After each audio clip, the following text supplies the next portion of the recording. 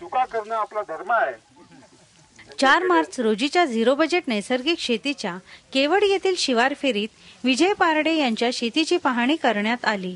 यामध्ये ऊस, पपई, हरभरा, ज्वारी, कांदा यासारख्या विविध पिकांची पाहणी करण्यात आली। पूर्वी रासायनिक शेती करणारे विजय पारडे यांनी झिरो बजेट नैसर्गिक शेतीत केलेले कष्ट पिकांच्या माध्यमातून दिसून आले।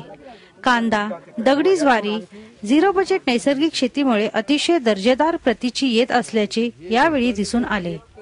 त्याचबरोबर ऊस, हरभरा, पपई पिकांचा दर्जा देखील अप्रतिम असल्याचा उपस्थित सर्व शेतकऱ्यांना दिसून आले।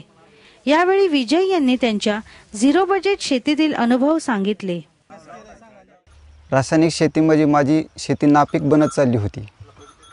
कालांतराने आम्हाला सुभाष पाळेकरचे वैरागमध्ये शिबिर मिळाले। त्या शिबिरामध्ये तिथले काय अनुभव घेऊन पुस्तकं वाचून नंतर झिरो बजेट सुरू केले। सध्या आम्ही ऊस आणि पपई चालू आहे, तरी त्याला जीवामृत, सप्तधान्य अंकुर, ताक अशा प्रकारे चालू आहे। ऊसामध्ये हरभरानं ज्वारी मिक्स करून पेरली होती, त्यामध्ये 8 पट्ट्यावर सऱ्या टाकून ऊस लावला आहे।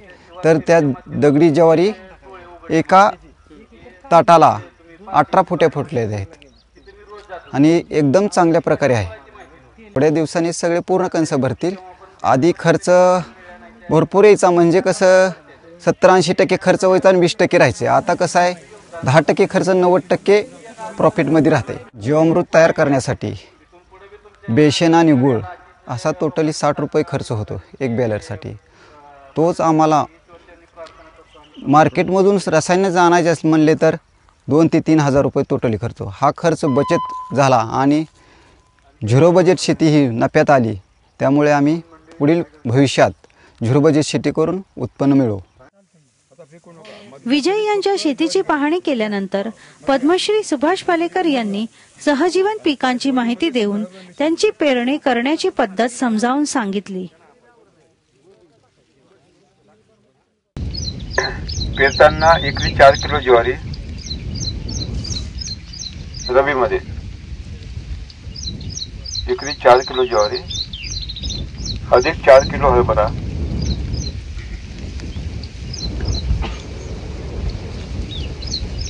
अधिक 1 किलो मेथी आणि 1 किलो धने हे वेगवेगळे बीजामृत संस्कार करून मिसळून घ्यायचं। पाभेन किंवा बागेत छते लावून दाट पेरणी करायची किंवा फेकून द्यायचं, मातीत मिसळून द्यायचं, जसं तुम्ही 2 वेळ केलं। आता यातला हरभरा आणि मेथी काय करते, मुख्य पिकाला काय देते, नायट्रोजन देते।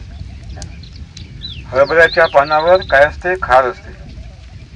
ते खार जमिनीच्या जीवाणूंना संजीवक देते आणि जीवाच्या मुळांना संजीवक देते, म्हणजे फायदा देते। जमिनीचा पोत सुधारते, उत्पादन क्षमता वाढते। आणि दुसरी गोष्ट जी धने आहे, धनेच्या मुळ्या ज्वारीच्या मुळ्यात घुसतात आणि मग टाळप येत नाही, ज्वारीवर टाळकं येत नाही। दुसरी गोष्ट त्याची भाकर वेगळीच चव लागते, स्वाद वेगळा लागतो।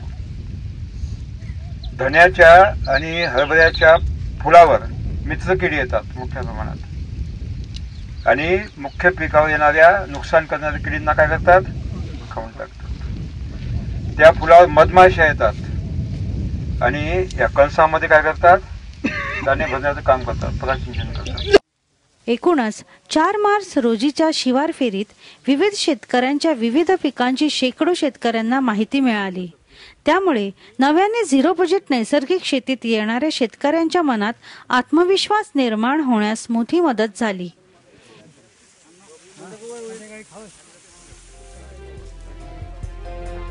Bureau report ZBNF SPTV।